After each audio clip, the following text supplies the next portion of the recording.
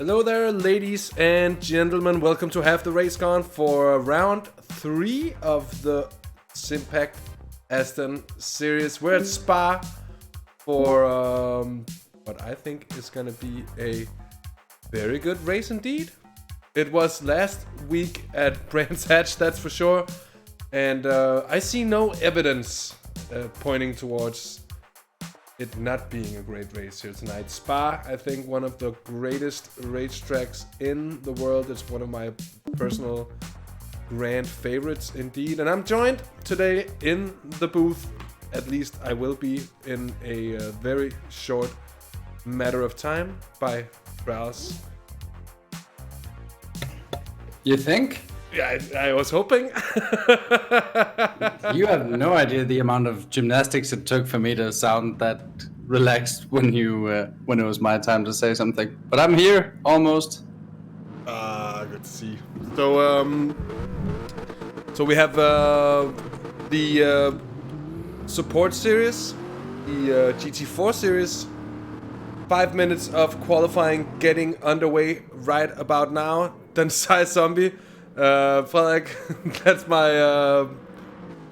one of the kids at my work. That's where I work. So that's pretty cool to see. Nice to have you along, and I hope you're ready. It seems you are. So that's good to know. Last week was 2 really good races actually. Our little trio here in the booth has been broken because Martin is not here. But we'll do our best, Traels and I, to keep the level as high as it would be if Martin was here as well. I think we should be able to. Oh, you think so? Do you think we can make it? Do you think we can make it? Okay, I believe in us. But another interesting way that the family has grown, however, I tried to bring it up when you couldn't hear me before, but I've noticed that one of the main characters of this whole support series, Lemon, has changed his name. Oh yes, that's very much true. Lemon. Yeah, it would appear that Lemon has joined the Simpact family, and his name is now TSR Lemon. I wonder if those 2 ends to try to correct our pronunciation. Lemon. It's prolonged and... Anyway, the GT4 race qualifying, as I said, is getting underway. We're having a really long outlap. First off is Evanso. It's his first race in this series, so warm welcome to him. Warm welcome to everyone joining in right about now. Mew as well, P, Wakey Boy, nice to have you along. As we've got Evanso nearing the bus stop to start his first flying lap. 5 minutes of qualifying. Is that... I'm thinking these GT4 cars, 2.5 minutes. I don't think he's gonna make another lap. It might just be the one then. It's very close. I must admit I haven't really looked at the lap times, but when we were having the IGTL, but they were in sports tires. Oh, Welsh. Oh, big understeer from Welsh there. Huge understeer into La Source. Here with a second look. Yeet! He's boating into there. Sideways entry. Absolutely, and He does have a bit of a... You could argue that that's a bit of the AE86 from Initial D livery. That's actually... He's going to be drifting all race, but spilling none of his Asian takeaway food. Absolutely. I can't remember what it is the guy from Initial D doesn't spill as he does the drifts, but there's like an episode or like a bit of it where it's like, oh, he doesn't spill anything when he's drifting. Because he's doing deliveries while he's doing 2K runs, That's amazing. That's good stuff. So, of course, also on the grid for TSR, Tomsoft, who's shown his pace. Dirten is here as well for a new team. And TFC, I'm not... Oh, what's this? Team Fordzilla. We were talking so much about the CRN boys last time around, and then they show up now with a different name. Well, it's not CRN because CRN is still here. I think it's Verdinkum who's had a It's swap of Verdinkham teams. himself who's swapped the teams. Yeah, I guess you're right. So TFZ, that's Team Fordzilla. It's the first time I've seen Fordzilla, but I'm sure it's gonna be a good acquaintance. We've got Schosse here in the in the support race. Schosse in the support race. Hey, It's Ara, normal. Netso, Sparks, nice to have you along. In fact, it's not normal, and it's going to be very interesting to see how he deals with these guys. He's always one to watch in the races he's in. Yeah, indeed. Rotorius, I feel like it's going to be one to watch for this one as well. Anthony was very fast in the first race. That he was. And Swablu, the winner. Swablu never one to ignore either. Newly switched as well, part of the growing Simpact family, and he's certainly one of the quick boys if ever there was to be a team championship in the team. I think. Oh, we should actually totally have. That by now it's like the GT Sport team is almost big enough to just have a race where it's TSR only, if it would be possible. Some of the boys are very busy, so it would be hard to kind of make it work with everyone, but it would be sick. So Lemons put in the provisional fastest lap to 29. So he's got his indicators out. But I think shouldn't they be able to make another? Yeah, the 5 minutes. The 5 minutes are gone already.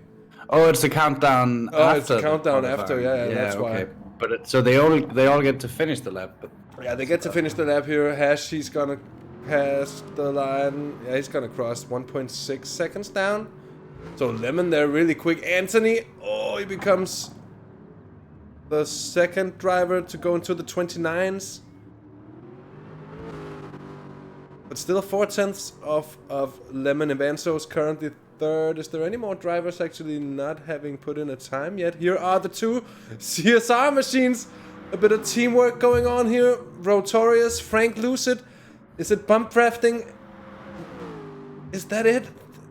Is that why they've been using Frank Lucid to try to put Rotorius into pole position here? By this bump drafting strategy right here. This is some... Yeah, you see the Corvettes doing in a lot in real life where they qualify so they can draft each other, but seriously, bump drafting is next level. Yeah, I don't think it was that effective as well. Frank Lucid set the faster time of the two. So none of them were really at the spicy end of things. And talking about spicy ends, we're at the spicy end of the GT4 event because it's a short race. It's what you could truly and honestly call a sprint race. So I think we have, 6 laps indeed? It is 6 laps. Flying start, no formation lap. It's just straight off and off we go. Lemon on pole position, Italian front row, and then a whole gang of Brits in behind before Dr. Hash breaks the monotony. And Welsh making sure to pop in the chat with a bit of excuses just as they're parked on the grid there. Just taking part for the fun, too much stress organizing and practicing, he says. Oh, Welsh, there is a formation lap. Oh, well. Well, have I ever. So my pardons for best of Dirtenisms here. Plenty of weaving. Of course, nobody wants to be caught out with cold tires. That makes good sense, but you could say the race is so short that tire wear, of course, really not a big issue.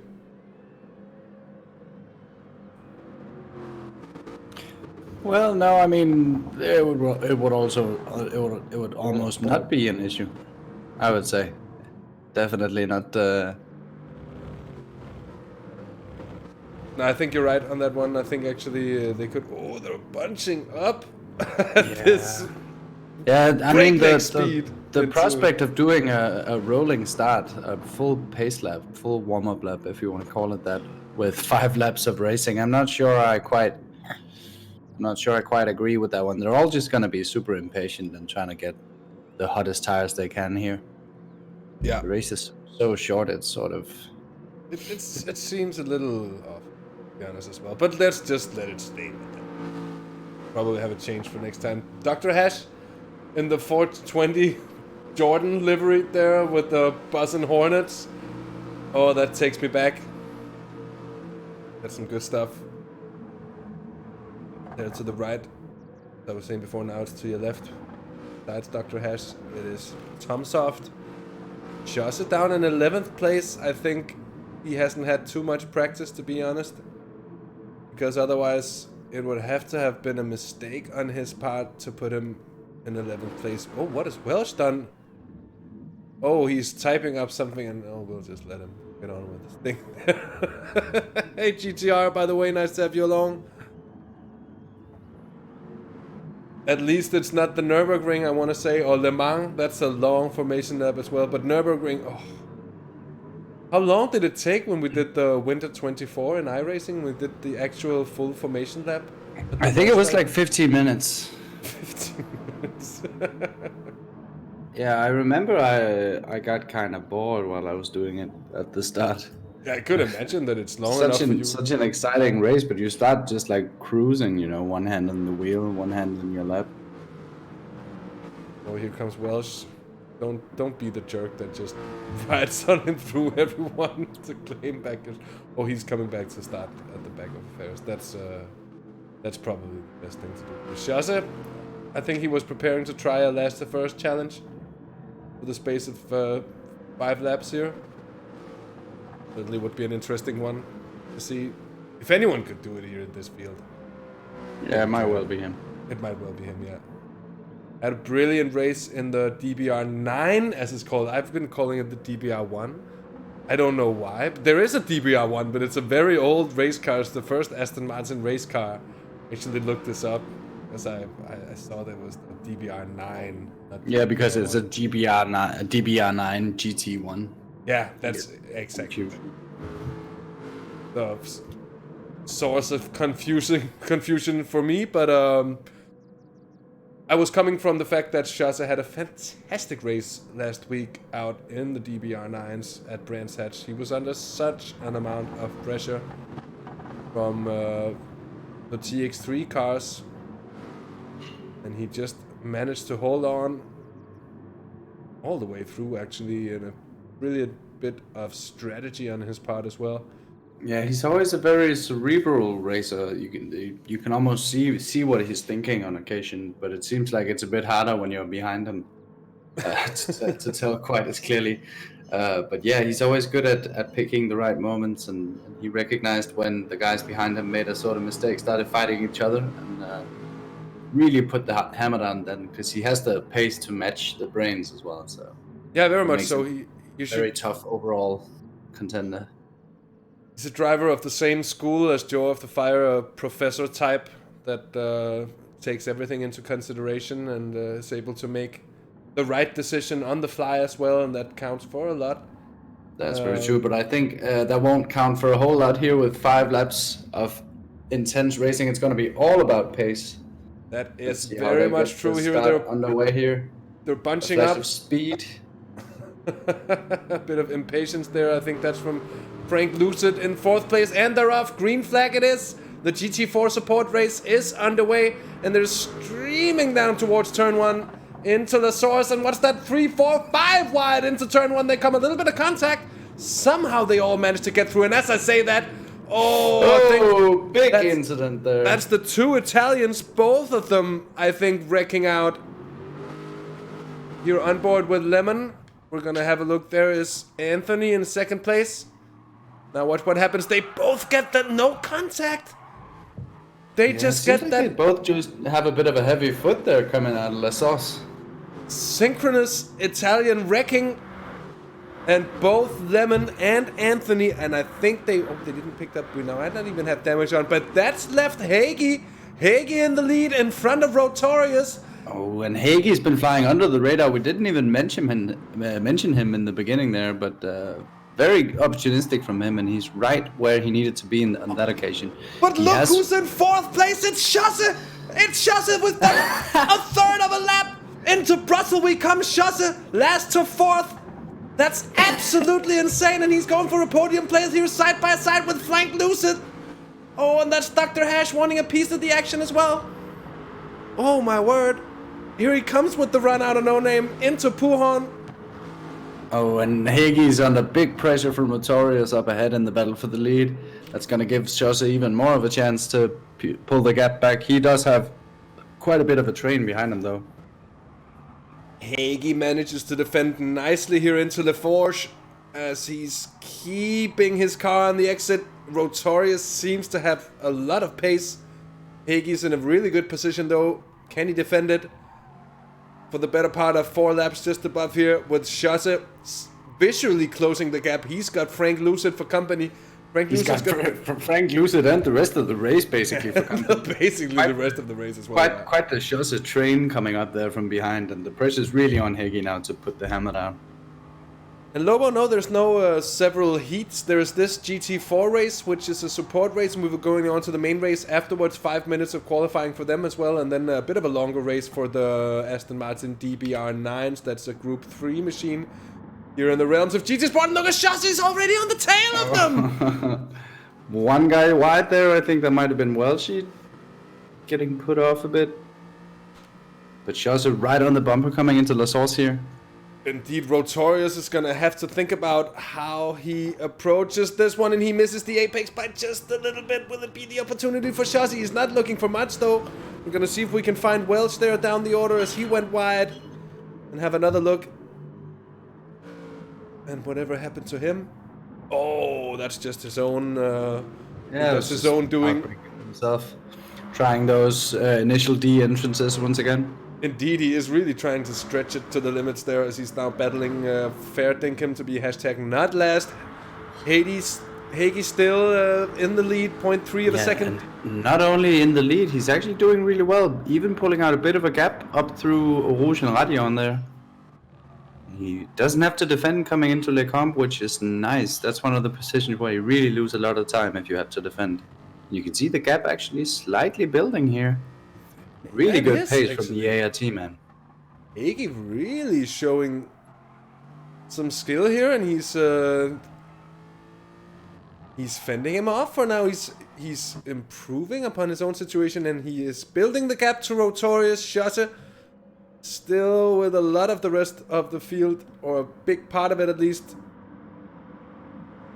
for company. Yeah, good to see the race being so alive still here on lap 3. Ooh, big slide at the back there. Huge moment for Avanzo. Densai Zombies net went down. Well, I see you here, so it must be back up. Hopefully so. Oh, he just goes a little wide there. Manages to somehow keep it. Well, hell, doesn't even lose too much time. He did get passed, I think, by Hash. Maybe even one more. No, he did not. In fact, Lemon's putting the squeeze on Swablu. I think it's the other way around, because Lemon is passed and Swablu is in behind. His car seems to have a bit of bumps and bruises here as there's a big battle for the lead with Rotorius having the run on Hagi down towards the bus stop, and it's basically a 5-way battle for the lead here. Oh my word. Here comes Schosse. He's gonna have a look here. Dr. Hash is getting passed, I think, by Frank Lucid. Evanso is also in the mix here, and they're still all bunched up pretty much. There was a bit of a gap there, but that run in here and that overtake from Rotorius, brilliant one by the way. We're just gonna see if we can have another look at it. Perfectly, I think, timed here. Yep. Oh, he just squeezes his nose in. And Hagi left not much of a choice there. He tried to cover it, but I'd have to say I think Hagi was indecisive. But it was a decisive move from Rotorius to get in there, get the better of the run. Now it's Schosse having the run. Yeah. And it ends up actually being Hagi having the run on Rotorius. I'm not sure that's what Rotorius meant to happen there as they trade paints. Through Malmedy they come. Frank Lucid still in 4th. Dr. Hash in 5th. Evanso in 6th place. Going through on the outside goes Dr. Hash. That's a brave attempt into Brussels.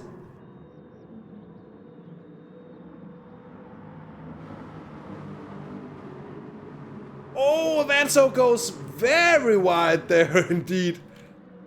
What happened? What happened to the Brit? I think that's a good question. Just goes off, I think, on his own. Or was that Hash on the inside? Not quite sure about it. Let that rest for now here. Hagi still defending from Schosse. Looking good here. What a battle. Here it is. Between the, 1, 2, 3, 4 leaders. Dr. Hash with a bit of a gap now, but they were all bunched up as they came onto this lap down the Camel Straight. Yeah, but now Dr. Hash has quite a gap he has to build up here. Or close down, I should say, rather. Yeah, but indeed, I'm to be honest, true. I think he's lost a bit of time, and Hash, I think, having to defend now from the resurgent Swablu, who's up into 6th place. Here comes Hagi with the run as they come into Blanchemont. Schosse is in a good position as well. Right behind them, it's Frank Lucent biding his time. The 2 CRN drivers here. Hagi on the outside. Oh, that's a brave move from Hagi. Is he going to make it stick? He is! Beautiful one from Hagi to take back the lead. 2 laps of racing left. Traels, have a look at this. What say you? I think it's great to see. I wasn't really expecting Hagi to be up there in the races we've seen with this caliber of driver. We've seen him be a really solid mid-pack driver, but to be bold like this is not something I was expecting. But looking very comfortable with his aggression as well. Really solid, but a side-by-side coming into Rouge, always a sketchy one, and Rotorius pulls out of it, understandably so. Oh, and Frank Luce's gotten passed on Schosse as well. And I'm thinking... That's evaded our cameras, but good one from Frank Lucid. He's having to defend now. Schosse on the outside. Dr. Hash right on the bumper of the 2. Here comes Rotorius though for the lead as they all come double 2 wide into Le Combe. More training paints. The 2 CRN cars right on top of one another, and Rotorius back into the lead. Here comes Frank Lucid. Nearly losing 2 spots there. He has to go defensive here. He doesn't do so. Frank Lucid has the inside coming around here. That's going to be another position lost unless he can maintain his position around the outside through No Name. I think he can. Very brave, solid driving from Hagi there again. Really good stuff here, Dr. Hash. Shuts him off. We have a bit of squeezy boys here today. Very squeezy boys here. Dr. Hash with a bit of a bump there to Schosse. Schosse on the outside, I think, holding on to it. Oh, it's going to be a sketchy one, but they're losing out on time to Rotorius, who's in the lead. And all this squabbling is leaving the rest of the field back into it here. And it's really, really impressive. The racing is fantastic here. Yeah, it's very hard, but that's very nice to see in these shorter races, and especially in a lower powered car like a GT4 car. You want to see a bit harder racing, you know, and I love the GT4 class. Sometimes the racing brings me back to sort of like the British touring car days. Very much so. I really agree. Which is so lovely. We have Sparks coming in. He's clearly a GT3, GTE driver. 10-second penalty for everyone, he says. Okay. Hey there, Jimmy. Nice to have you along. Paul Swales, welcome to you. And I think, Sparks, you would be right if it was the FIA taking stewarding control today. But fortunately, it's the TSR taking stewarding control today. Indeed, Felix, good to have you along as well here as we come on to the final lap. They come across the line. There are basically 5 cars, more or less within a second. Here comes Evanso up into 5th place. Where the Dr. Hash GX3 it is now, of course. But Hash still it is, down in 8th place. Had some bad luck, I think, on that final bit of the penultimate lap. The final lap it is now here. Still Rotorius in the lead with Hagi still 2nd. Frank Lucid up into 3rd place. Schosse is in 4th. Evanso 5th. And from Mentalism, it's Anthony in 6th place, Swablu in 7th, and Hash in 8th at the moment. That could all still change, though. Still a lap of racing here around Fantastic Spa, and Hagi got the move. He got the run. He's trying to get it on Rotorius. Rotorius chooses to go defensive around the right-hand side, which I think is a bit of a sketchy one because the left-hander coming up now is very long. Yeah, and I think... Door banging going on again, then they seem to struggle getting it right. Hegi is ahead. He is Rotorius indeed might ahead be again. incoming. He might well be. Schoss is up into third position as well. Frank Lucid must have made a big mistake there. Indeed, Schosse took the opportunistic one to get through on Frank Lucid back up into podium positions and remind you that Schosse started in 11th place. We're just gonna have a quick second look here. Evanso, I think, getting loose again around the outside of No Name. He's really pushing it today, but holding on to it so far. There was that little bit of a squirm between the two. Frank Lucid holding off and Schosse taking the position as a consequence of that. Really well read from Schosse that Frank Lucid was having a look around the left-hand side of the two squabbling cars ahead and just putting himself in a place where Frank Lucid had to hold off in a way. I just for a second there thought we were going to see a bit of contact where he had no choice but to go defensive, really. Indeed. And of course, Schosse for Netso Racing it is. Doing really well yet again here. Schosse looking if will there be a way around Rotorius here into the bus stop. I think Hegi, safe for any mistake, should be safe for himself there. I think that's Anthony with a huge moment, and here comes the send! Here comes the send! Oh, and what happened there? I got it on the replay. It's gonna be Hegi taking the checkered flag of the GT4 support race. Brilliant race from him. Rotorius second. Schosse had to go wide onto the curb, and I think he got punted by the TSR steering house, and he got teleported away. I'm not quite sure. Oh, what happened there, Schosse? We didn't get to see because they cut us off. He had to cut the chicane on the left-hand side, and I think the game just sort of grabbed him and said, "No, you don't." No, you don't. Which is a big shame again, because it's not like he had many other places to go into, but what a race from Hegi. I want to say full congratulations to him. Absolute amazing stuff. Hegi with the win. Impressive stuff. Always go into the member list and not the results page. Hegi, I have to say, brilliant race. That overtake on the outside into the bus stop, making it stick, that was very, very brave, yeah. So good to see. So spicy and so well pulled off, I have to say. Amazing move there. Rotorius, strong race yet again. Frank Lucid up there this time around. I didn't see what happened between Schosse and the two CRN cars there. It looked like... To be honest, I don't think anything really happened. I think he just had nowhere else to go. It was the two CRN cars hitting each other. And I think it was Frank Lucid that got the worst out of that. He was on the right-hand side, and he sort of spun, but got it back. Schosse just sort of evaded going off the track to the left, and he cut the chicane. And that's a big no-no, according to Cass. So so he got teleported there, of course. Yeah, he got teleported. Yeah, that makes sense. That makes sense. So what a piece of poor luck, to be honest, for Schosse.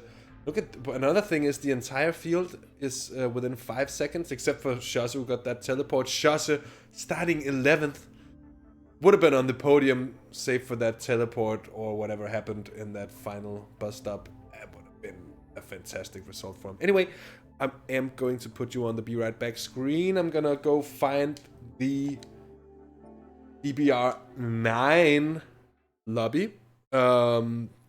So we can get that stuff underway. 5 minutes of qualifying and just under an hour's worth of racing.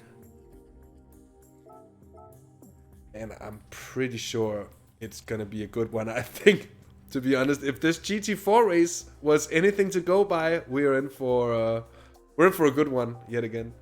Yeah, absolutely. I think the next race is gonna be very interesting indeed. And I see we have Hegi joining in on the chat as well. So welcome to the chat, boy, and thanks for the show. What a race.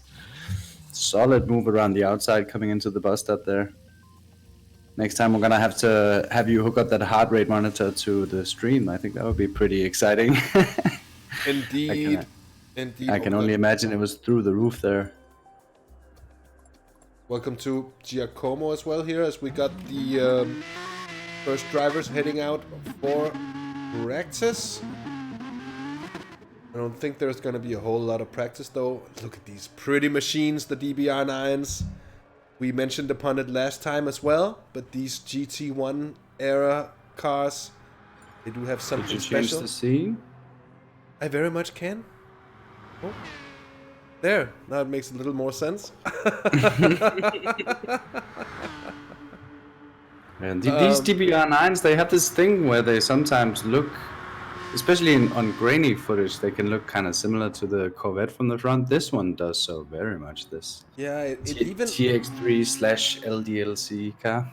I think it even has a little bit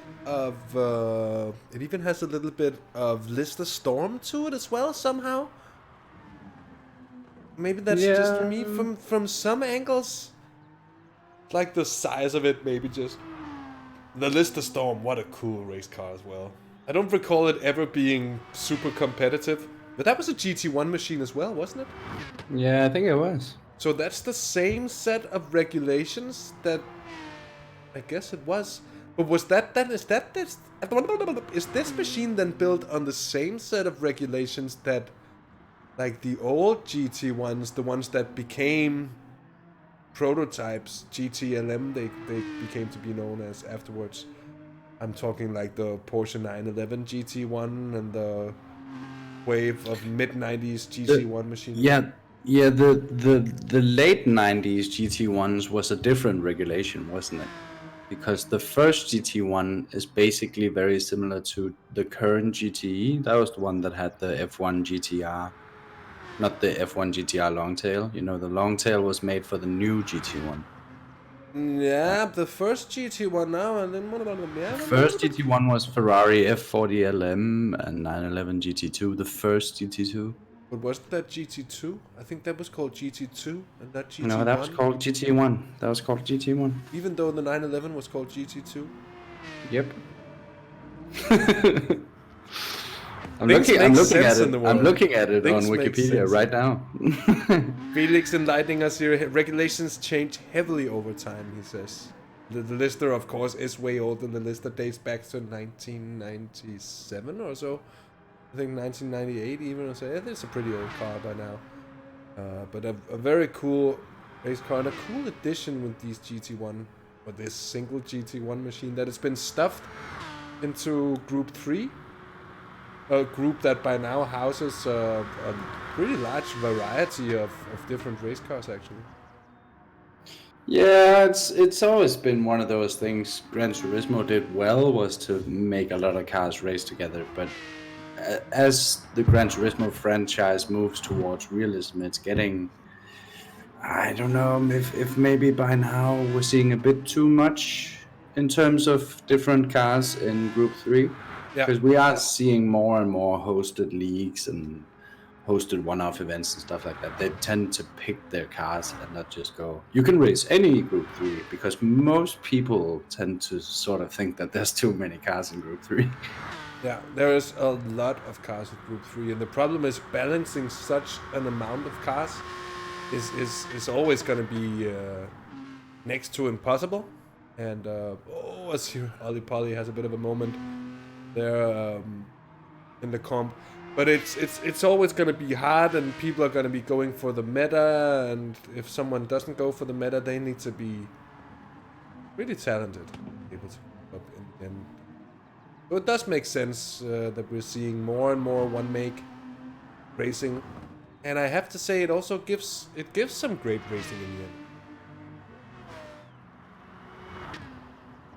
Who is Ollie Polly? Ollie Polly is Ollie Polly. It's our Norwegian friend. There's a couple of I love how Scandinavia has become so well represented in this series, except for Denmark. There's a single Dane racing. We've never had another Dane. There's never any Danes in GT Sport. I don't understand it. There's so few. There's so few. There's Kenny and Apex Chris, who now races with, what team is it he's on now? He's on it's not Volex anymore, Virtual Life Experience? VLX? Felix, you could tell me that. Chris, isn't he VLX by now? I'm quite sure he is. But it's true. There is a small number of Danes. Yeah, but I just mean like relative to when we race or when I race in iRacing, I see quite a lot of Danes in there. Yeah. It's not like Danes aren't into sim racing, but they just don't seem to choose GT Sport for some reason. No, that's very much true. The Danes are a nation of sim racing snobs. They're all PC Master Race. Yeah, exactly. Maybe. Look at this here. So I don't know that it's gonna be like an open discussion, but have you read anything into the whole talk about boycott in terms of the struggling service PD has been having issues with? Quite an interesting development. There's a No, I have not. I have not heard about that. Enlighten me. A big amount of chatter about a possible boycott this weekend of the first round of the 20th. I'm assuming this week is the first round of the FIA, or at least the weekend's round of the FIA, which it should be the opening round. But by now, even some pro teams are supporting a possible boycott of that first round in protest of all the recent issues. You know, Rory of... I was also almost about to call it Rory of ERT fame. That would be sort of double conjecture. Rory himself. Yeah, Iris is one of the guys talking about it openly. Oh, as wow, well. okay. That's very interesting. Yeah. Hey, Ferdingham, nice to have you along. Seem to be what's up, Ferdingham? Be a bit of a tough one for you. I don't know what happened. I didn't see what happened to you, but that's a tough one indeed. Round 1 was yesterday, Felix is saying, but there is some chatter about this, isn't there? About, is it the round in the weekend then? By now, I'm a total pleb when it comes to GT Sport, I gotta be honest. I enjoy watching the racing. It always provides great racing and it's great entertainment, but I haven't had my PlayStation plugged in for a while, to be honest, so I have no idea what the schedule is like anymore. So here is Fearpinnen from Team Mentalism, someone who did a very, very good race as well at the opening round at the Red Bull Ring, and I did a bit of watching on the Swedish Racing League. It's something that our good friend T5 Black, the king of 5th place, is involved in. That's not a very nice name relative to Swedish Survivor, though. The king of 5th place. It's like if you get 5th place once in a while, it's really good. But if you always get, even if you always get 2nd place, that's a bad thing, Yeah, but I guess it could sound a little harsh. It's in no way meant to be saying that. I mean, T5 actually placed like 2nd or 3rd at the first round here. So he's already broken the curse of P5. Yeah, and I feel like he does it. He does that enough to justify not being called the king of 5th place, because it just sounds it sounds wrong to me. It does sound wrong. It was only taking the but sorry to interrupt your story. You were talking about Fearpin, and I assume he was being successful in the Swedish Racing League. Yeah, indeed, and they were having this Swedish Racing League broadcast, and I was just about to mention that T5 was also chatting to me about getting involved at some point, commentating, which could be sort of funny. Keep it Scandinavian, of course. I didn't catch who was actually commentating about it now, but it maybe could be a joint venture at some. I don't know. Swedish Racing League seems pretty cool. And they have a very strong field. I think TRL was represented, and a couple of TSR drivers as well. And it was actually pretty spicy to look at. Of course, Fearpin as well. Here in the picture is Stig in the 00 Aston. Yeah, the magnificent looking TSR Aston. I feel like everything that gets that color scheme, that art cast scheme slapped onto it just looks instantly amazing. Except for the Cayman, Martin. I've been trying to lobby Martin to redo the the Cayman in iRacing for a little bit, but he's very busy, so he's unable to. But that only makes me put more pressure on him. So that's the outlap done for Vierpin, and he'll be the first driver onto his qualifying lap. Qualifying lap, I'm saying. He will theoretically be able to make a second.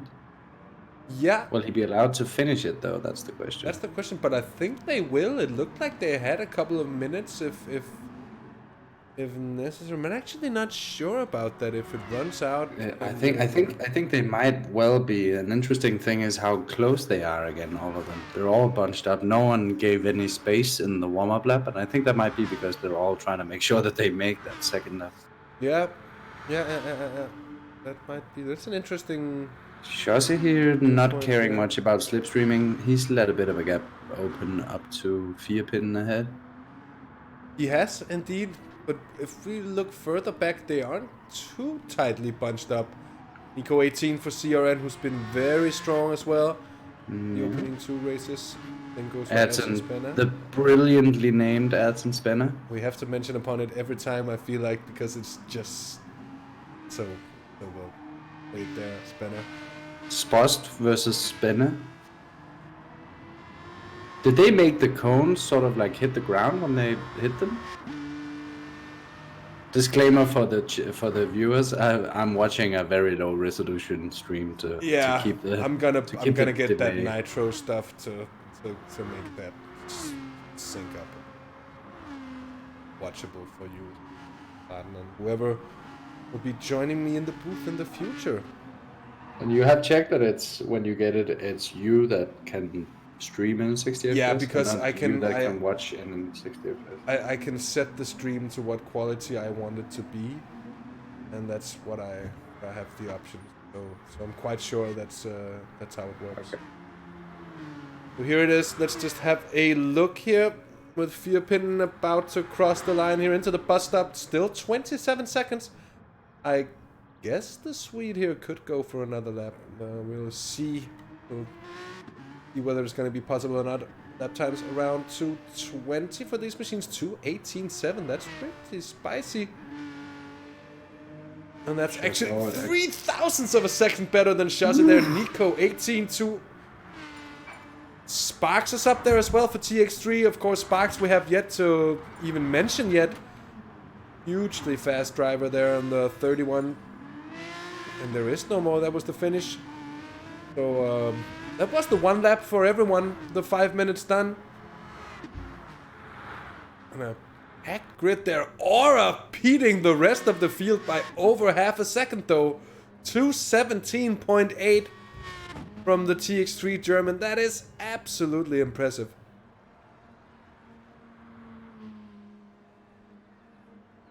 Yeah, Aura always been one of the main guys to keep an eye on when he's in a race. He just has that, like his skill ceiling just seems to be a bit higher than everyone else's. It doesn't matter if he's in a league full of humans or in a top level. So some of the IGTL stuff we've seen, he seems to always be able to raise his level to the occasion and be one of the top contenders. And he's definitely demolishing the field here. Indeed. And just looking through, we have Schuss has been in the IGTL, I think, and Grosso has as well at some point. Yes, he has, yeah. A few times, hasn't he? Wake has been in the IGTL, Welsh has as well.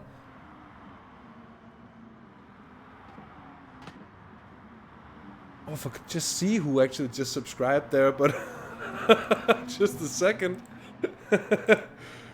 Oh. My viewing screen there too small. But anyways, as we're done, but they aren't. I mean, some of them are going for that second lap. Look at this. Some of them are actually putting in that second lap. So it was possible for some of them. Yeah.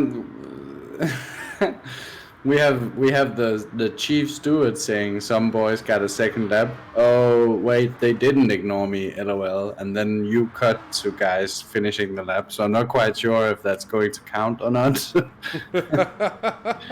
Let's see if they prove someone goes big time wide there. Was that Yeah, Nico 18? that lap isn't gonna count for much. Nico 18 improves by a country mile, I was about to say, and grabs second place. So that wasn't gonna be... it was that a little bit interesting there. But it is race time now. That means, of course, we have a formation lap to come here for the main race as well. So a good chance still to have a look at the grid order and the drivers on their way around as they warm their tires and get ready. I'd expect Shasha to be ready for action after that blazing. Yeah, he just had a bit of warm-up ahead of everyone else. So that's gonna end up being maybe a sort of strategy attacking these races, is to make sure that you have a spot in the support race. Or maybe we should start looking into regulations in that sort of cheaty practice. Yeah, Shasha did it as well, so we could say that for him as well. Yeah, I was actually mainly thinking about those two, exactly. But Hagi doing really well in qualifying here as well, so he's gonna be one to watch. Let's not underestimate him once more. No, certainly not. I will never underestimate Hagi again. Not saying that I've necessarily underestimated him before. Just saying that I will never underestimate him. Because he's shown his worth. That's for sure. I can understand why that heart rate comment there. I would have had a heart rate of 195 as well. If that was me. I would have been beating out there, pounding. Anyways, can I just say something that comes to me every time we do GT Sport here from Spa? The camera settings for this track is absolutely amazing. Oh, and they're off! They're off! No! Oh no! That's Engrasso! And who is the other one? Hagi. I think it's Hagi. Is it Hagi? Yeah, it is Hagi. It is Hagi. Oh my word! What were they thinking? What are they doing? Yeah, just a very clumsy coming together as they were weaving there, it seems. Ooh, that's actually Hagi weaving on the AstroTurf on the right-hand side there, I think, and just getting caught out by it and sliding across the track. This is after it went wrong. I'm gonna see if we can get an onboard shot. We have plenty of time.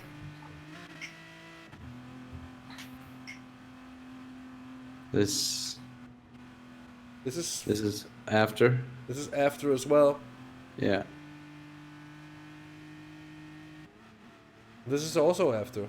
Yeah, shortly after. Yeah, so I must have pressed the replay marker again, stupid as I am. That was annoying. I wanted to catch a second look at that, but they've picked up damage from right from the get-go. Hagi and Engrasso being taken out. Yeah, big shame for those two guys. They were a couple of the cars that I was certainly keeping my eye on. Hagi seeming to be on form today, but just being a bit overexcited. That was unlucky, to say the least. Of course, no intention, because it would be really stupid intentionally to put yourself out of the running as well. He was in an okay position there in 7th. I mean, if you say that now and he ends up winning somehow by doing this, we're gonna have to declare him the official big brain of Half the Race Gone. Very much so. Yeah. We're on board here with the Wang Cam from TX3 Aura's machine. Got CRN and Nico 18 right behind for teammate Sparks. Well, they're going to be right behind one another when they actually form up for the grid. Vierpinnen's going to be in 4th.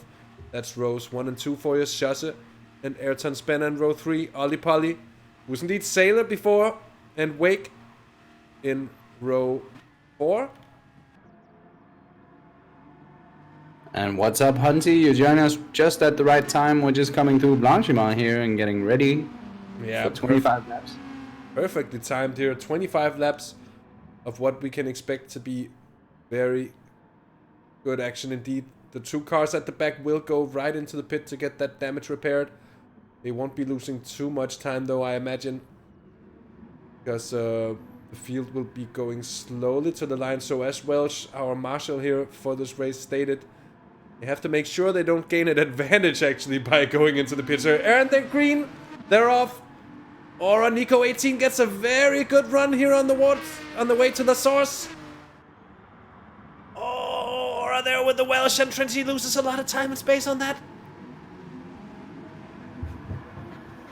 Another car goes way off to the left there. That looked like a TSR car to me. I think that was Wake. Yeah, Wake in trouble there, pushing it wide. Solid move from Nico though, putting it on the inside. Yeah, another look here at the start. There's the move from Nico. Oh, up he goes. Wake. Oh, there's just no grip. Oh, it even collects. Who's that? That's one of the other TRN machines.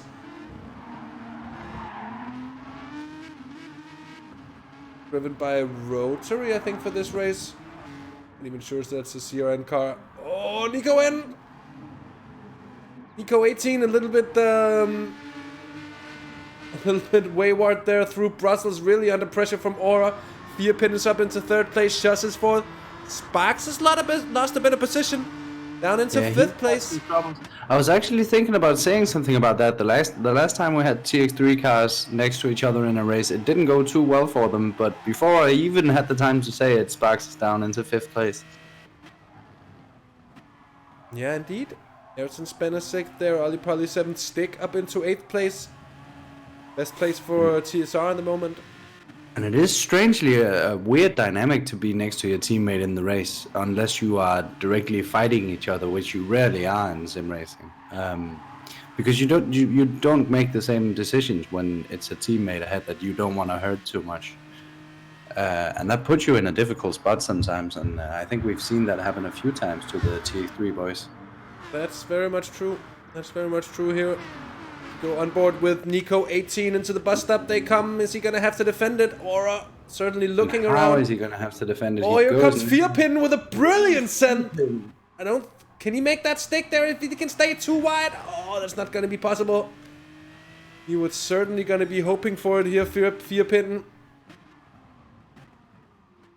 And that is one of those sends that make you think, was that his idea to send it in there? Yeah, or did he just brake too late? Yeah, very much possible, but it did look like a perfect spot to put your car in, so... Absolutely, so here Fearpin now defending from Schosse. They've got Sparks as well for close company.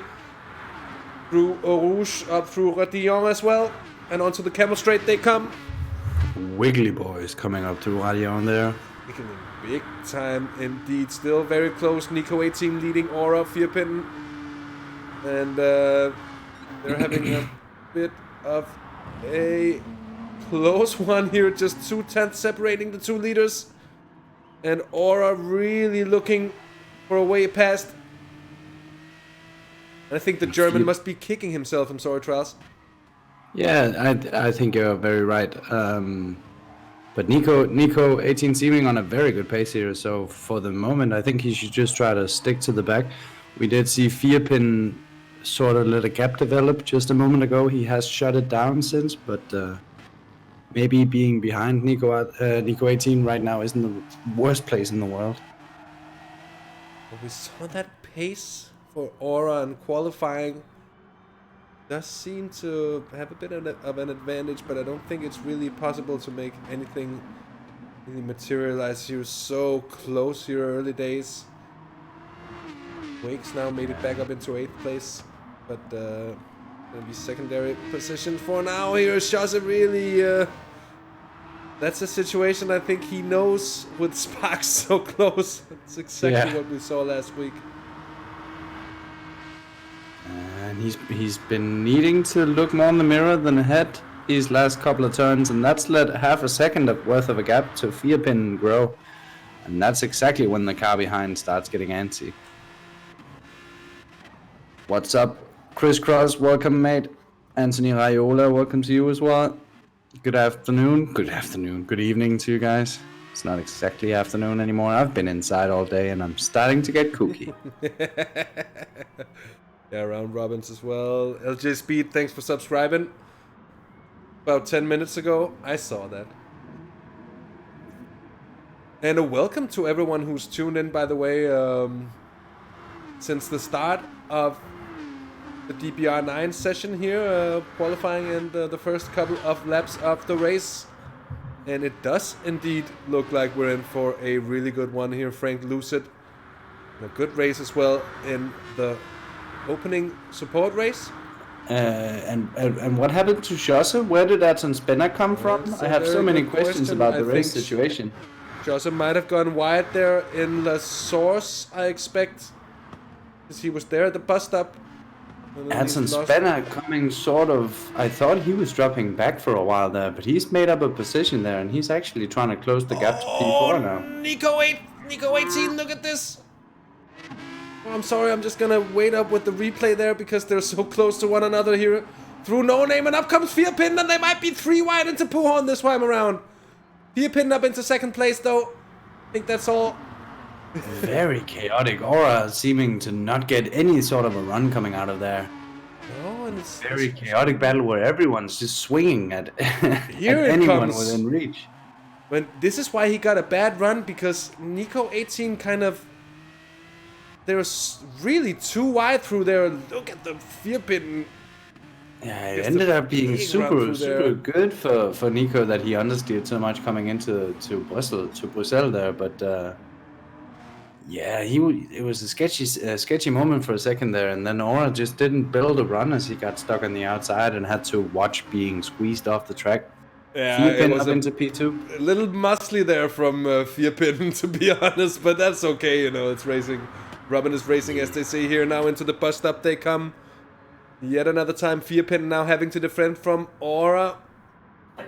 Oh, doing the squeeze as well. So a bit of hard racing we have going on in the top 3 here. The 2 TX3 boys next to each other again, and that's a sketchy situation, and that might be why Aura's so antsy to get up ahead. Aston Spinner making up big gaps in the braking zone there. Not getting the best of exits though. No, he should probably have braked 10 meters earlier to get that perfectly balanced exit. That would have gained him a lot. Oh, there's a bit of wiggling there up. Sparks, Aura. Don't exactly know who of them it was. Onto the camel straight here yet again. Big speed. Oh, and there's big action as well here as Nico 18 is squeezing Vierpin on the outside and goes Aura there to make the move happen. Oh my word, is it gonna be for Aura? He's gonna put it right back to Vierpin and he's gonna get past in Malmedy, I think. But they're still too wide in behind there. Vierpin in Brussels here, is he gonna be able to make it? Doing well to break super late, he's gonna maintain it around the outside. I think no, squeezed off he is. Aura up into P2. And this is really a bar brawl where they're all just taking swings at each other. Yeah, look not really at that caring where it lands. I'm gonna pass here. Well, okay, when I'm gonna pass here then, I'm gonna pass on the inside. Did you see how late Nico 18 went to the inside to defend there from Vierpin? I think that might have been a little bit of a dangerous move in the end because... Slightly Formula 1 style, maybe. Yeah, these cars doesn't necessarily have the ability to react that quickly. The drivers apparently do because they somehow managed to get through that one. That was very sketchy indeed. Vierpin is down into third. Aura is back up into second. Sparks still fourth there. Sparks is glued to the back of Vierpin. For a second I think he had a run that had nowhere to go. And he's lifted, trying to rebuild it, coming down into the bus stop. Look how close he is now. Here into Blanchemont. Bus stop time here. He's gonna send it on Vierpin. Oh, the Swede. Ooh. Vierpin defending brilliantly there for Team Mentalism. Doing a good job. Ayrton Spenner now under pressure from Josse on the way into La Source. Manic racing it is. Fair dinkum it is very much so. Here's Josse for the inside. Did he touch the wall there? He almost made up 2 places. Because that's Ayrton Spenner behind him now. We're gonna need a little more time on that replay. Look at it here. Here it comes. Big old send and then a... Talking about the send of send there from Josse. Yeah, well spotted from Sparks to leave just enough space for Josse to put his nose in. Brilliant stuff indeed here. Nico 18 defending from Aura one more time. And that's been a... Oh, yes, a bit of a notchy section there as well. It's been a dramatic section from the end of the Camel Straight and down to Puhorn. Basically, we've seen so much action at this specific part of the track. And then, of course, the bus stop and La Source as well. Spa, it's long, it's wide, it's fast. It's amazing for racing in cars like this, at least. Yeah, I mean, it's gotta be one of the best racetracks on the world. It's pretty much amazing for any kind of vehicle. Yeah, it is. It is. Yeah, we love it so. We love it so. It has the history, it has the pedigree, it has the legend built up around it. It has the tradition that few other places in the world can match. Le Mans, Nürburgring, Monza maybe in Europe. Aren't really a lot of places that can match. Monaco, perhaps you'd say.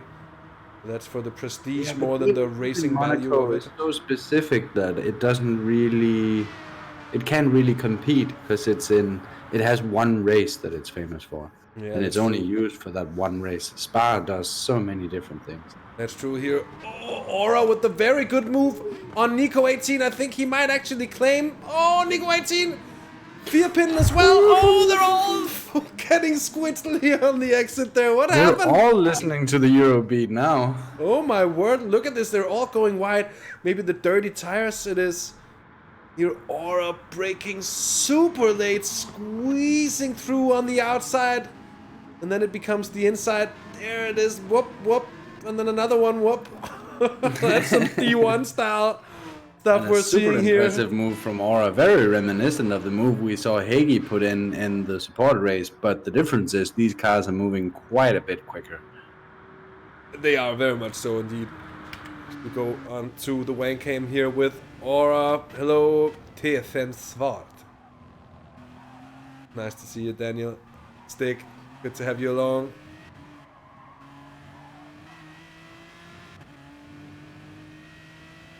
Skids on track and pants. Yeah, you might be right about that, Robbins.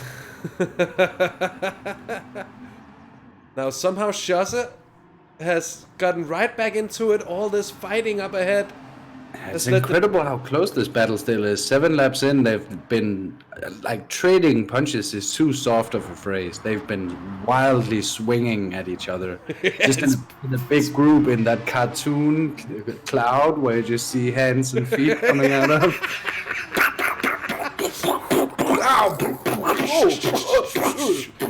That's what's been going on for 7 laps now, and they're all still close enough to swing at each other, and what a great bit of entertainment it's proving to be. Indeed it is. Pulse Wales, that's a good point. They would have been very much at home in the rain here, sailing about in these boats. They're gonna have to make do with these dry conditions. A rare day in the Belgian spring, here it is. Aura, Nico 18, Sparks, Fearpin, and Chasse. Oh, that might be a good opportunity for Sparks here. He's on the outside of Nico 18 having a look. He gets blocked off, Fearpin gets close. As you can hardly fit a human body standing on its 2 feet in between the bumper and front end of those. Oh, that would be very hard. The cars are moving at quite the pace. I don't know if you would put the human on rollerblades or if you would. Rollerblades, that's a pretty good idea, to be honest. Skateboard or how? I would not try to fit a human in between 2 racing race cars. I think that's very irresponsible of you, Dirten. So we have a bit of a pack further back here. Someone parking the car there as well. Is that the steward parking to issue another crucial statement? I think it might well be. Oh, that's actually Rotary, I think. No, Rotary is right behind Rotary? there. No, yeah. It's not Rotary. That was, I think, Rotary. that was one of the Welsh or... Yeah, I think it was. I think I saw in chat that Stig parked it earlier. He's had a bit of trouble with his wheels, so I think that might well be Welsh, the Charlie Whiting of this series, I want to call him. He's in a white car, he issues statements, and he's universally well liked. Yeah, yeah. Rest in peace, Charlie Whiting. And by the way, speaking of Welsh here with some info in chat, Welsh is of course Chris Jones. For those not in the know, now you are. Tells us Wake has a damage bit on his right front suspension. Big oh, shame Nico 18! Nico 18! I'm sorry, but he's down into 8th place. That just caught me out. I had not seen anything. It has happened outside of the view of our cameras. Has he gotten fresh tires? Well, they didn't change tires at all. Tires times 2 on these hards. It shouldn't be necessary at all. I think he's had a big moment here. He's only 5 seconds off of the leader Aura that's left. Yeah, surely it can't be a pit stop. It must be some sort of incident. Yeah, I think he's just buckled under the pressure at the head of affairs here because the pressure is indeed grand. First one thrown out of that cartoon fight cloud. Yeah. As Ayrton Spanner is now trying to approach it, see if he can join in here. Oh, look, Fearpin is having a look there into the bus stop yet again. They don't even need racetrack coming into the right-hand part of the bus stop. Look how much they cut the curve. A bit of a Gandalf defense from Aura as well, telling Fearpin that he shall not pass. Oh, Ayrton Spanner, that is a big drifty moment coming out of the source. Oh, onto the AstroTurf there. There is no grip out there. Gonna be costly. Oh, what is happening here for Ayrton Spanner? It looked very They've strange. all been looking extremely wiggly coming up through Rouge and Radion. I don't know if that's the car or if that's a bit of the connection issue we were talking about. Look at this. Surely it's not that sketchy coming up through there. I would have a heart attack coming through every time. Nico, by the way, Nico 18, apparently he's only 14. That's it. Oh, Aura, what happened here? I'm getting up to this level of excitement yet for another time. Fearpins comes in. This is in the comp. There contact or what? There is a bit of contact there. There comes Fearpin. No, he just has to go wide because Fearpin is in there and he can't turn in. Oh. And instead of causing a collision, Aura, he takes the gentlemanly approach. He avoids the collision but puts the car in the gravel trap and he's down into 5th place. That's very gentlemanly, but if we want to turn this into a UFC stream for a moment, I don't think he has the leverage to pull a real punch when he's on the outside there in the comp. No, that's true. Like, if he gets hit, he gets sent out there, but with damage. Exactly. So it might have been a pretty wise decision. That's why you might call a fighter the best pound-for-pound fighter, but you don't put him up against a super heavyweight, even though he's technically a better pound-for-pound fighter. He would still get pounded. Pounded by pound. So now Aura... Terrible luck for Aura, yeah. Now Sparks is left to reclaim the honors. Aura to the clutches there of the Norwegian Olli Polly. Is he gonna give him the same hard-handed treatment as Scandinavian colleague Fearpin in the lead now? They've got Wake for company. Let's see, by the way, Wake, who's running a bit of damage. Yeah, right front suspension, so that's a good call from Wake. Nico 18 down in 8th place. We're gonna have a look at the leaders again because they are still really close here. On to lap 10 we are. Fearpin, Sparks, Chasse, and Ayrton Spanner still looking like he sorta has the pace to swap in here with these leaders, but 0.7 of a second of just... And having Ayrton Spanner dangling right there leaves the door ajar for Aura as well. It closes the gap up so much for him that he has a draft right there in front of him already. It definitely leaves the opportunity open that Aura is going to be able to pull it back. And you have to wonder if Olli Polly or maybe even Wake is going to be able to tag along there. Nico Artin's also in 8th position right now. Not too far off. What happened here? Look at this. Sparks going defensive. Chasse on the outside, almost sending it into the rear end. Fearpin. Another Seems punch. like Chasse might have lost sight of his brake marker a little bit there, but he kept it going. Another punch was thrown and it was brilliantly evaded by everyone else. And he kind of went with it a bit too far into the corner, you could say there.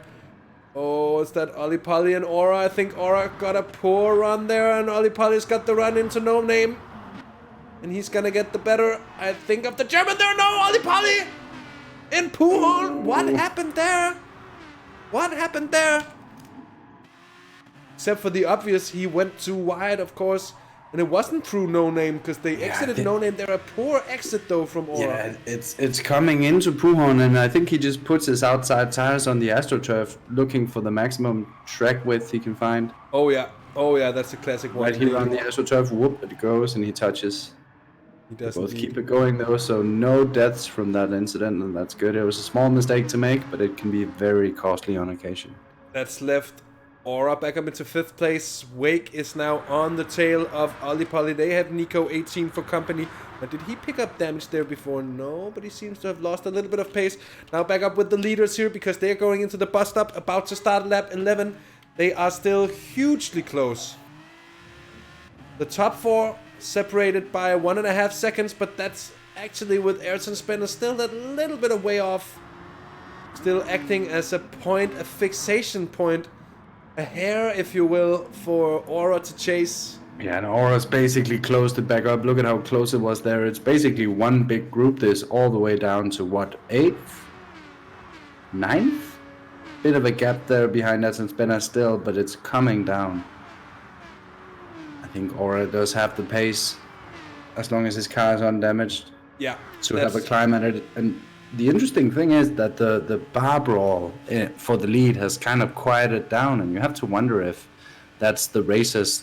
They were all sitting in the lower end of the top 5, and then both the leaders, both the quickest guys in the race, by the looks of things, early days, made mistakes. And you have to wonder if they're all thinking, I just want to keep it calm for now, just want to try and run the best pace I can, see if I can break away from those scary quick guys behind me. Pierpin almost opens the door for Sparks through Brussels, but the Swede manages to keep the Brit behind at bay. Schuss is biding his time in behind, and last time I checked, 1st through 8th was separated by less than 4 seconds, and so it still is 3.5 seconds between Pierpin and the lead here, and Nico 18 in 8th place. That is absolutely impressive.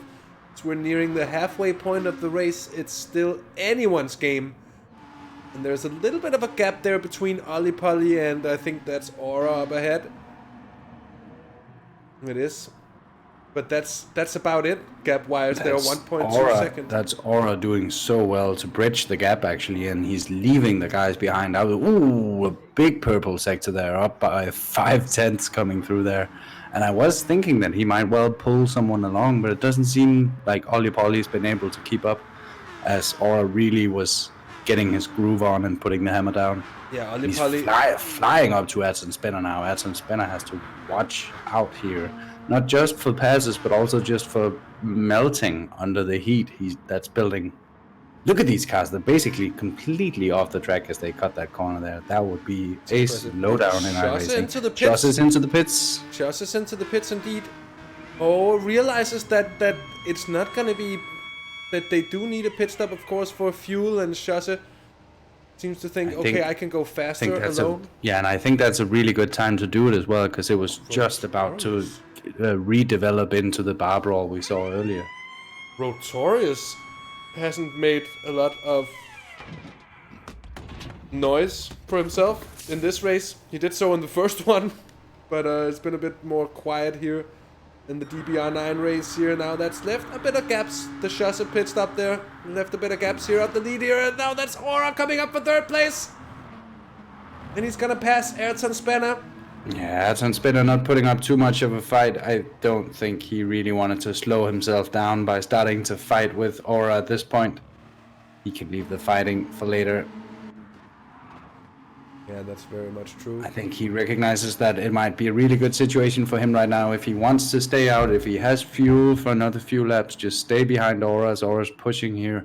Clearly, Aura probably isn't going to pit this lap if he decides to make that pass at that situation. So if they both have a couple of laps worth of fuel, that's actually going to be a really good situation for both of them. Schuss doing the opposite thing of what he did last week, basically. Last week he stayed out for as long as possible, but of course he was in the lead last time. He was able to pretty much pick his pace himself. Very Yeah, and much here he different was situation. caught behind, guys, and the situation around him seemed to develop into something more hectic just as he made the decision to pit early.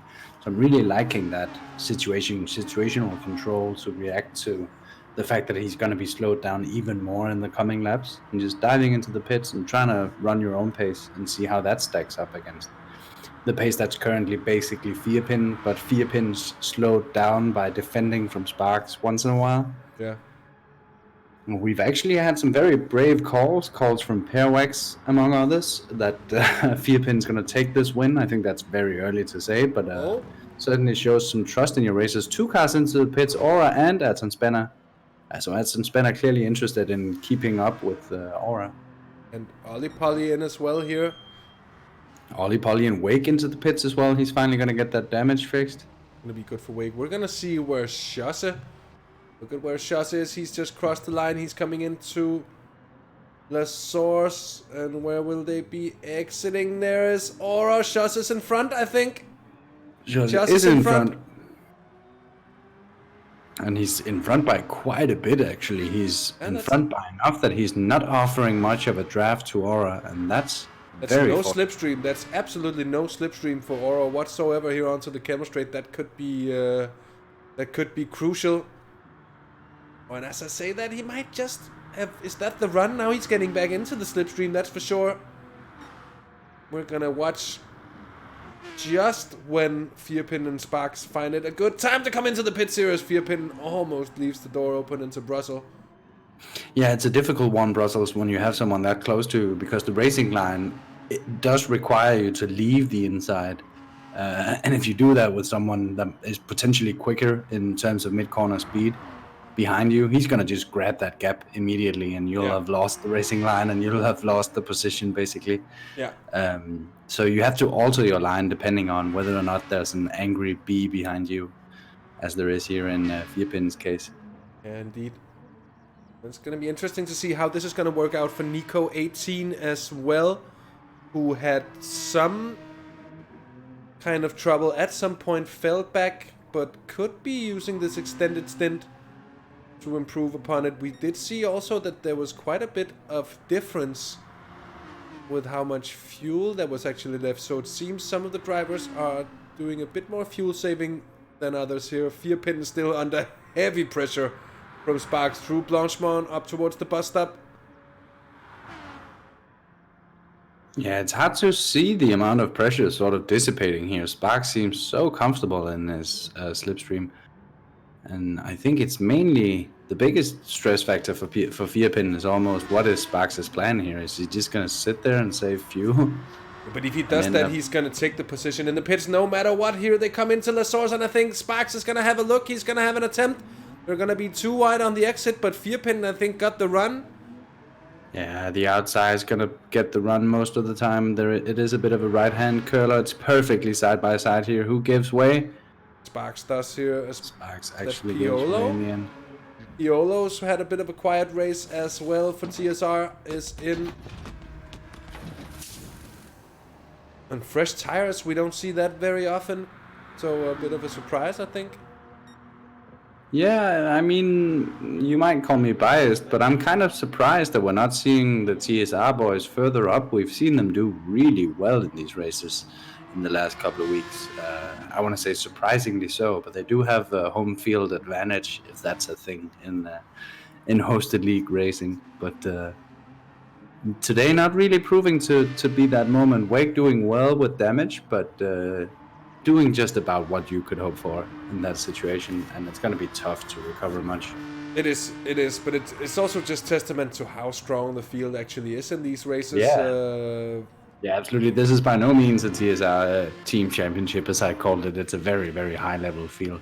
And in the other weeks where the TSR boys have been doing well, I was actually more surprised than anything that they could stack up against this high level. As we mentioned before, there's many names here we'll be familiar with from the IGTL, and a few of them some people might even be familiar with from the FIA races as well. So Aura's done well to stay with Chasse, stay in the slipstream of his compatriot. And we're Yeah, still... not just that. He looks like he's catching pretty quickly right now. He's obviously in a lighter car, and they don't seem to be taking tires, are they? Do they? No, none of them has taken tires, and let's see, No. Chasse, Hora, they are on very equal amounts of fuel as well, as they've both been in for their first stops. The 3 cars ahead have not, of course, been in yet. Ayrton Spenner behind has been in as well. Those pit stops has also helped to spread out that front of the field. And as we say that, Nico 18 and Sparks is pitting in. Nico 18? So Sparks going for the undercut there on Vierpin. He was still glued to him, but he decided to pit early. Yeah, indeed. Big pressure lap for Vierpin right now. And yeah, Jimmy, we've had quite a few pit stops. Basically now everyone other than the leader, Vierpin, has been in the pits in the top 8. Tough to call outside of that. So let's see, Chasse comes out. Sparks out right behind of Aura and Chasse. That's actually okay, given that he's been fighting Vierpin for so long. But that, in turn, you have to say, leaves Chasse in a very good position. And it could be Aura's position here to get the runs down over the camel straight. Run. It's going to be difficult to defend for Chasse. It's going to take some late braking here into Lake Como. He does decide to give the position in the end. Yeah. But they know if they don't really treat each other mildly on this lap, you could say, that Vierpin is just gonna come out of that pit stop ahead. Yeah. If they're too slow right about now. So it's really not the time for battling. I think Chasse, the big brains that he is, he realizes this, and he wisely pulls out of that battle. Still in a good position though. It's not easy getting past Aura. It never is. So, but that run indeed, it was a huge one. There was really nothing Chasse could do about it. He could defend with nails, toes, teeth, and claws, but it's not. There's no guarantees it could have worked, and the only guarantee is that it would have cost them a lot of time. And that's of course to Vierpin, who's still out in the lead, 13.5 seconds. Yeah, and these are big pressure laps for him. I'm never a big fan of having to push qualifying pace on your own for a few laps out of the blue like this. It's a very tough thing to do. Very easy to just rely on your stock pace, which isn't always enough for these laps. He decides to take another one though. He's looking like he might stay out for a while, which is actually a really good situation for him. Let him build a rhythm. A tenth of a second quick. Down on his personal best, Vierpin. Half a second down on the fastest lap of the race set by Aura. It's Vierpin's Michael Schumacher moment here.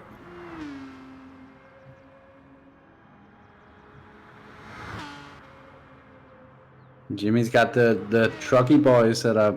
Very, very good news. That is indeed good news, yeah. Maybe I'll be able to be lured out for a tag later. I could perhaps also be lured out for a tag later, indeed. We'll have a look at that.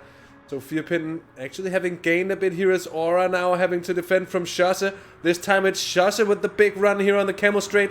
Chasse, interestingly so, doesn't try to get ahead of Aura. Did he not just bump draft him? He that's what I said. He bump drafted him. He didn't try to get ahead of Aura. Oh yeah. I just meant like, yeah. But that's not really being defensive. That's more just being aggressive against Chasse. In a way, he's still attacking. He's just attacking the guy behind him. Yeah, that's true. He's attacking Sparks. He's trying to say, I'm trying to get away from Sparks. A bump draft on the guy ahead is really an attack on the guy behind. Yeah, that's true. That is true.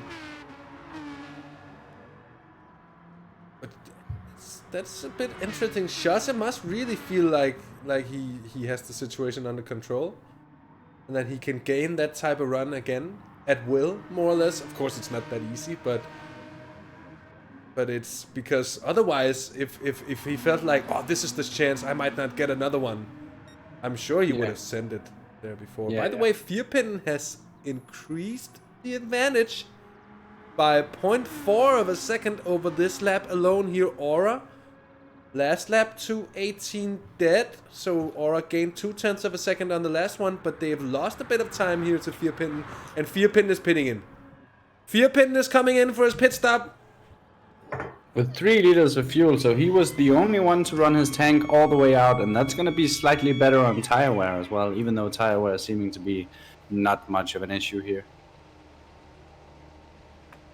But it'll also give him a chance to run some quick laps. We didn't quite see him put in those quick laps though, so that might put him under pressure. Where does he come out here? Looks like he's still in the lead. He's in the lead, and he's gained well on the packet behind there.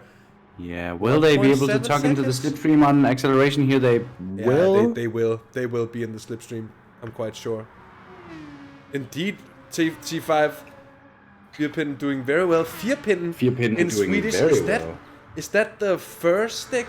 Like isn't it fur like fyrtræ? Firpin? Yeah, it must be. Surely it must be. Daniel, or is it like timber? Fortæl os det, Daniel. Vi må vide det. Every time I have to say something to Daniel, I'm so close getting into like my your fake Swedish? Yeah, my fake Swedish, and I'm that's like racist. That is pretty. That's some good old school internal Scandinavian racism there. Yeah, it is. Just like that video of that Norwegian video of how Danish sounds. Yeah. So. Yeah, that's it.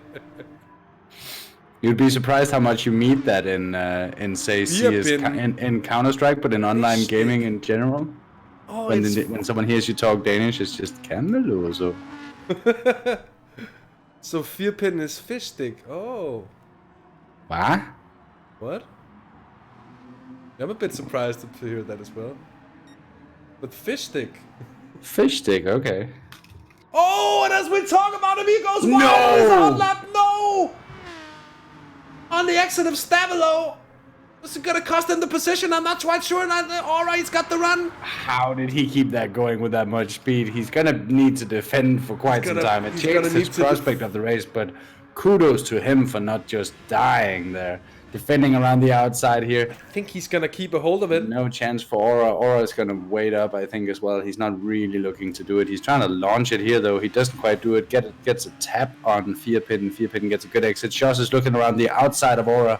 This is back to that barroom brawling I was talking about. Yeah. Just swinging at anyone within reach. Oh, Firpin might be phased. Now we're gonna have another look at what happened to the race leader here. Entering Stavilo 2. Goes wide on the exit onto that green AstroTurf. Whoa, whoa, whoa. Keeping that going. Whoa, whoa, whoa, whoa, whoa, whoa, whoa, whoa. Whoa, whoa, whoa, whoa, whoa. Yeah, crisscross. That is the commentator curse indeed. Yeah, very much crisscross. Yeah, I remember when we hadn't done this for too long, we almost felt bad because it happened so much. We were worried. Ooh, big things happening here as well. And Aura getting ahead of Firpin. Shosse with the ability. He has the ability. He has the possibility, and he does get past. This is such good stuff there. They're just all three racing each other at the same time. Very, very, very good stuff. So into the comp, it's Aura on the outside, Firpin trying to defend it.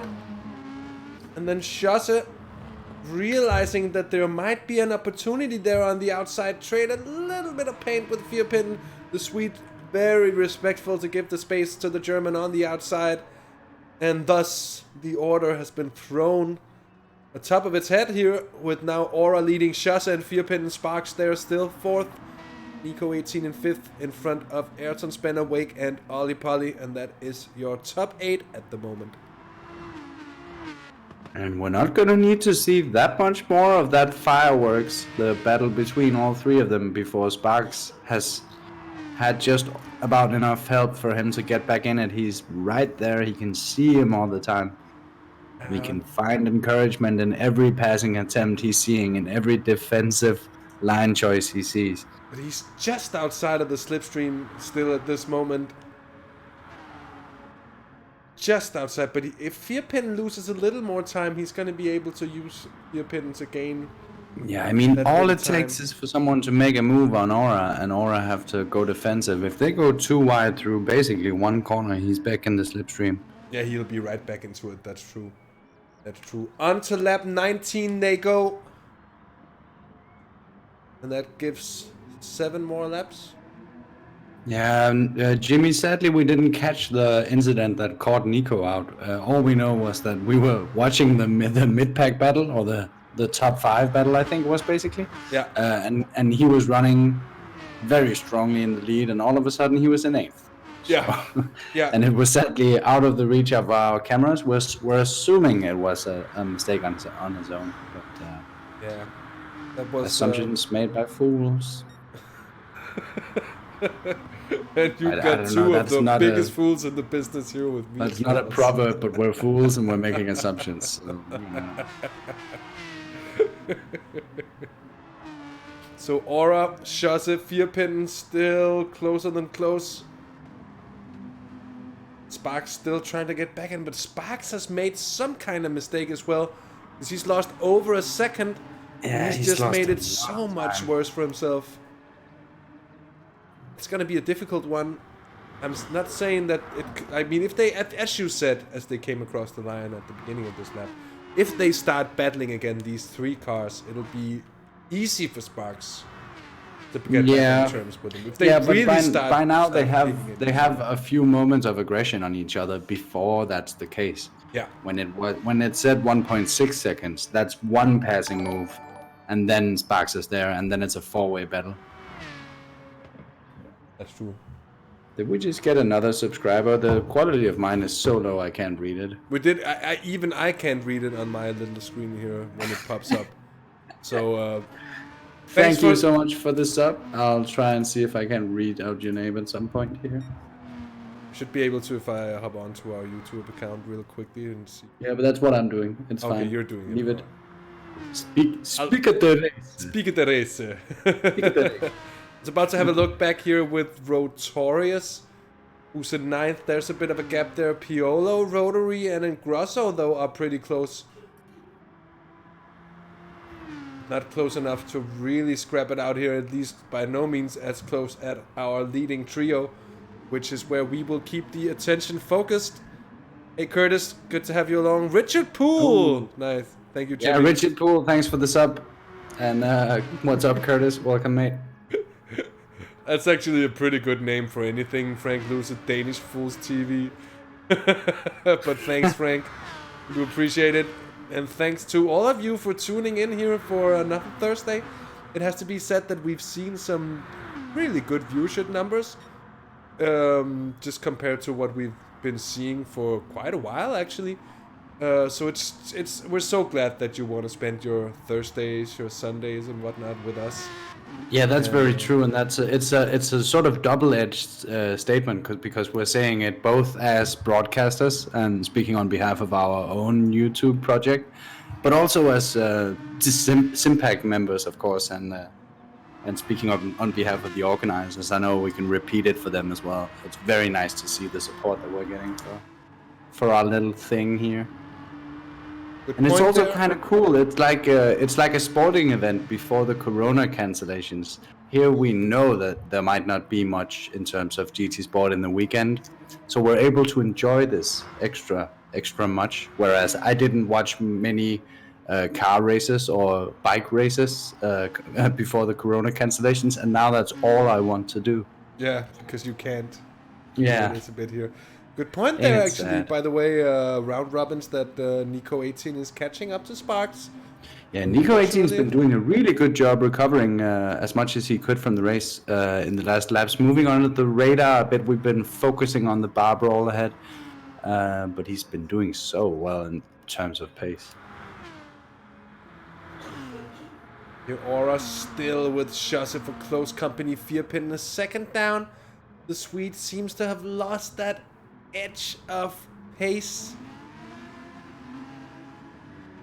Yeah, he was pushing so ever so hard there for a long time, and the whole middle of the race where he was defending every corner, that's the sort of stuff that wrecks your tires relative to the guys around you. That's a so he will be at a bit of a deficit compared to the two other guys here, I think. But he is still in the slipstream, and we know he has the pace, so I wouldn't write him off just yet. Indeed. It's good and great. Richard, thanks. It's been a great race. I think for us, for us to have a great stream, we need to have a great race. Sometimes we can have good fun with a boring, shitty race, anyways. But it just becomes a good laugh, you know, a good giggle, if you will. But when the racing is as good as it's been today, it gives itself up, and these drivers are doing a fantastic job of putting on a show for us. Yeah, and I think that was the first time that we saw Schosse just having the tiniest of looks to the inside on Aura. I think they're both starting to realize that Firpin's in a spot of bother here. He's actually struggling on pace, and I think we might well soon see Schosse being brave enough to start trying to attack Aura. Yeah, I think you're very much right. I have a feeling that Schosse wants to leave it sort of late to not give Aura the possibility of coming back at him. Because we saw it earlier, Aura was ice cold. He knew exactly how to get that run down the Camel Straight.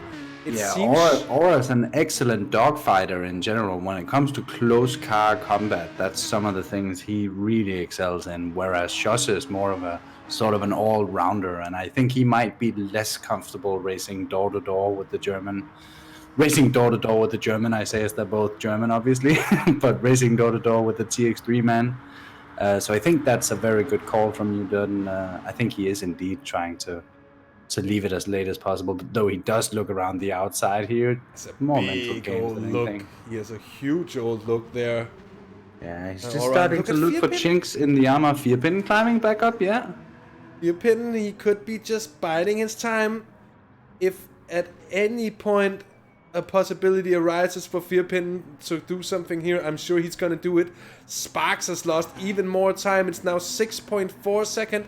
Ayrton Spanner is pitting in, and Nico 18 I think is gonna go for 4th place here, because Sparks, as I said, he's been losing pace over the last couple of laps, and I don't see him being able to hold off. You have to wonder what's happening with Sparks. He really suddenly dropped off for a long time there. It looked like he was catching the top 4, top 3. But now he's certainly dropping off it and falling down the order indeed. Yeah, that's true.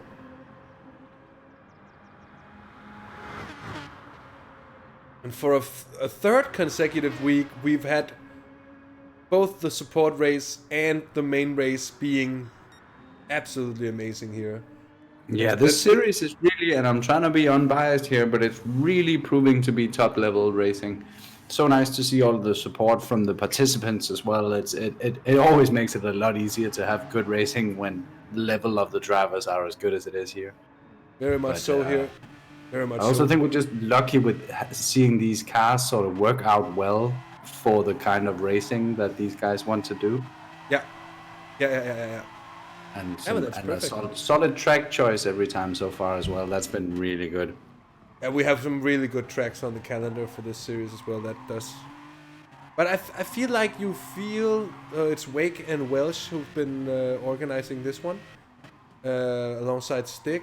And you feel I sort of feel that experience that they have by now in putting together a series. They know what they're doing. They've been around. They've made their mistakes at earlier point. They've seen what works and what doesn't, and they're really able to put something together that has a really good format. It's very much just a case of the KISS principle, you know. Keep it simple, stupid. It's basically what they're doing so well here is to use tracks that everyone knows. Use the real layout, you know. Use a proper car, you know. Those like simple choices. Do a one make so it works, so everyone is on a fair basis. That's like the sort of stuff that I personally like to see in GT Sport. Like level out the playing field as much as possible. We have other series where they put people on the job of trying to build a BOP so you can have many cars on very similar pace. I like that solution as well, providing that it works, providing that it's fair. But it's also a big job. It's a big job. It's very difficult, and it's very easy to question and very easy to doubt as well. There's nothing to question or doubt about a fixed one-make race. Yeah, that's true. That's just skill. You know, that's very much true. Oh. So here it is.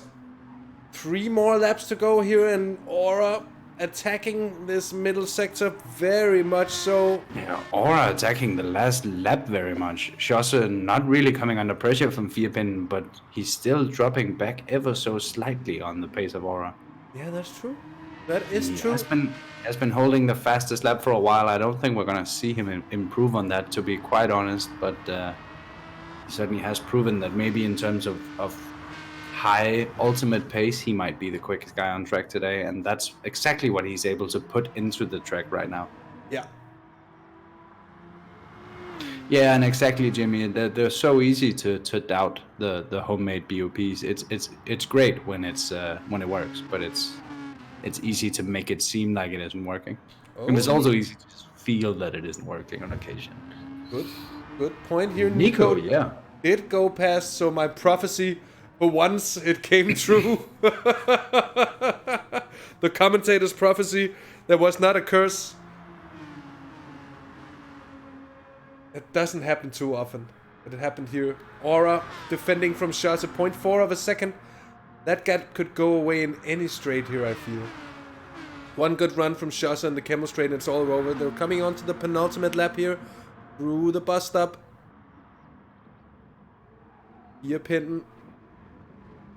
I think Vierpin is maximum attack just to try to stay up with these two Germans.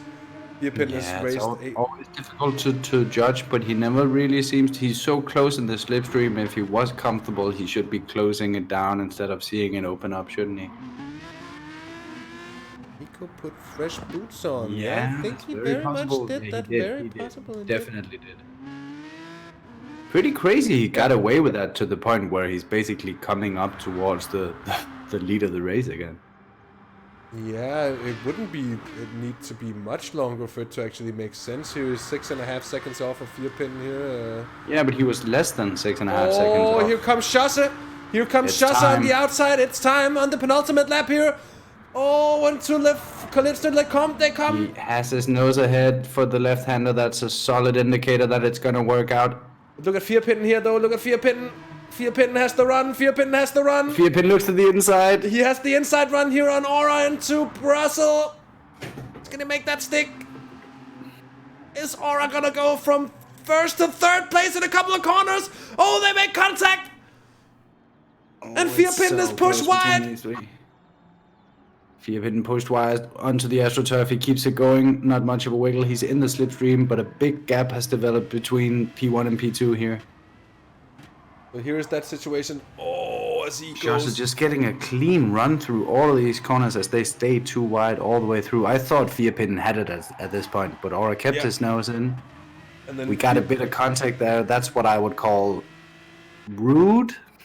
Yeah. But slightly rude. How is Aura not further back on Schosse? With the run Schosse had through there, you'd imagine him to be actually be able to build a gap. But this completely undisturbed. Oh, he got a bit of a bad run here. And he only just started gaining. He's well in the slipstream, Aura. So this is a run he's not getting on Schosse down towards the bus stop here. Coming on to the final lap. Schosse in the lead. Aura still with a couple of chances to put in the decisive move. Tumbling. Ooh, big mistake from Aura there. He lost a chunk of time, and Vierpin is close again now. He's going to be able to, if he can stick it through La Source, he's going to have a big run coming into Les Combes.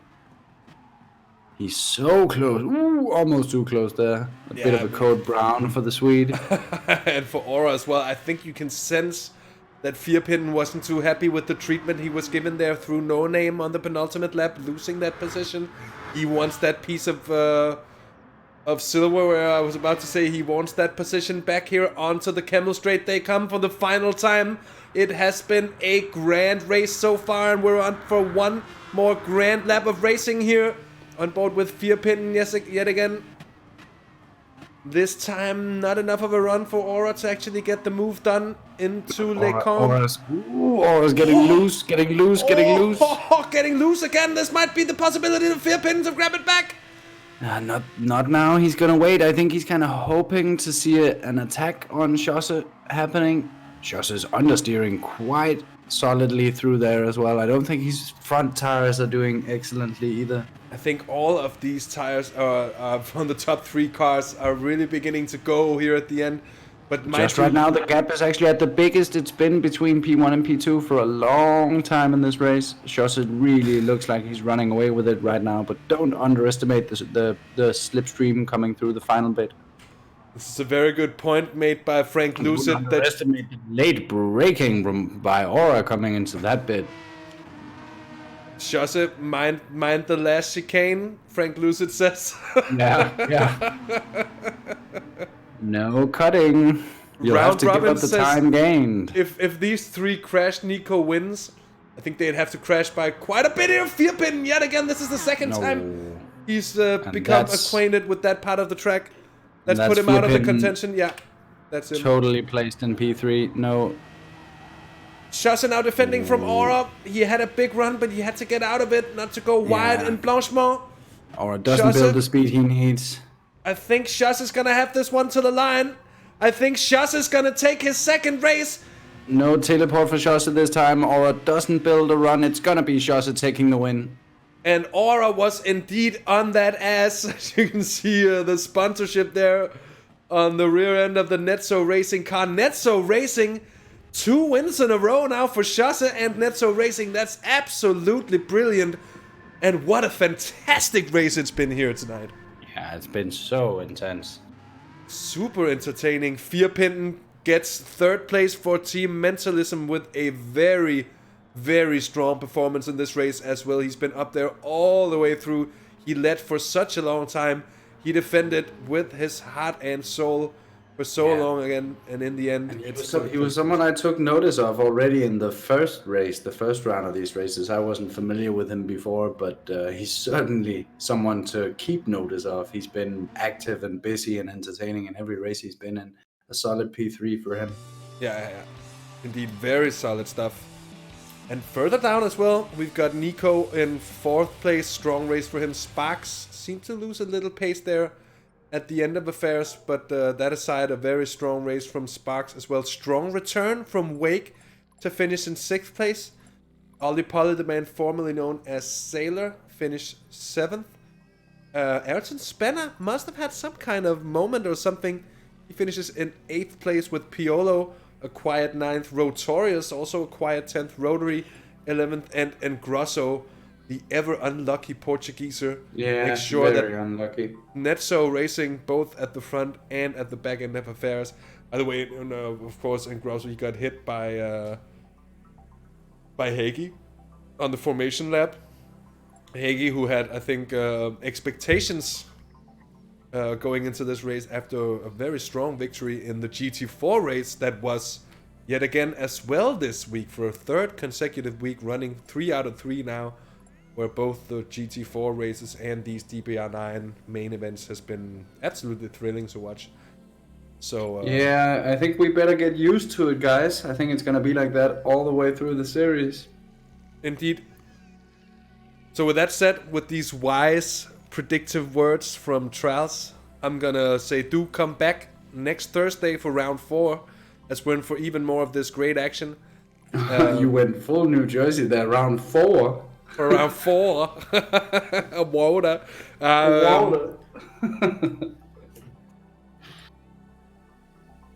Did I put you off your stride, Dirten?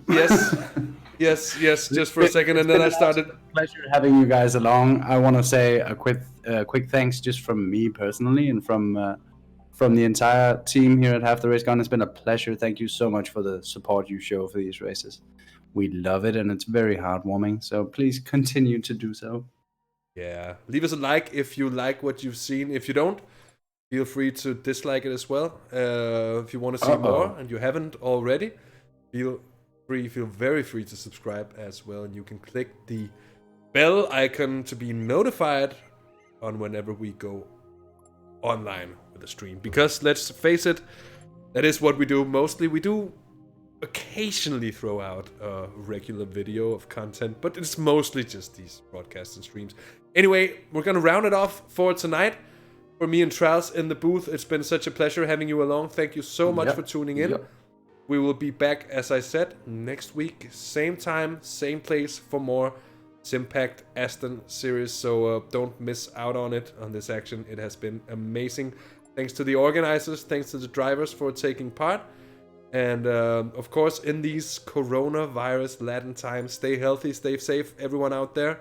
Lots of love. And until next time, take care, have fun, and Bye.